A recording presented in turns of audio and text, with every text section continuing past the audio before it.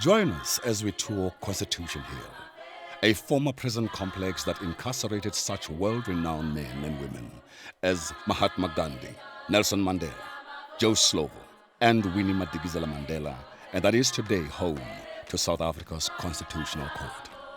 In 1893, President Paul Kruger opened Johannesburg's first prison to house the criminals produced by the rising mining town.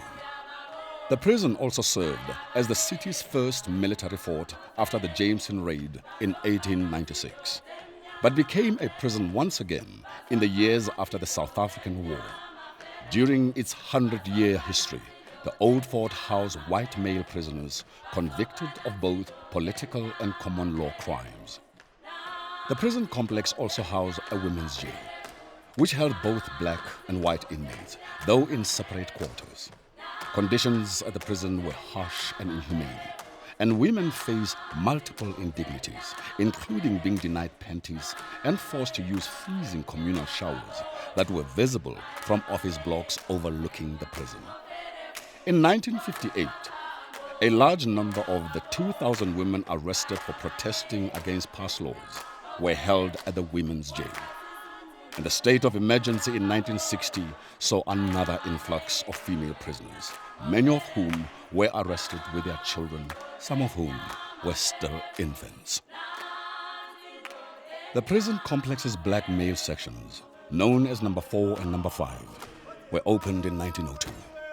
These sections held large communal cells that were overcrowded, rife with disease, and quickly governed by complicated and pervasive gangs that still exist within South Africa's prison system today.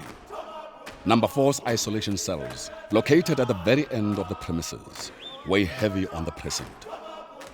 These cells carry the scars of this place, both metaphorically and literally, in the form of graffiti etched into the inside of their doors. Among these sides of horror and oppression, Constitution Hill is also home to South Africa's Constitutional Court, which enshrines the rights of all South Africans.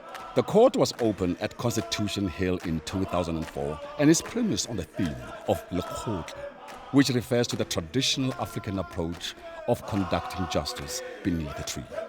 The court is also home to a permanent curated collection of art. Outside the Constitutional Court, in one of the remaining staircases of the awaiting trial block, the flame of democracy burns eternally.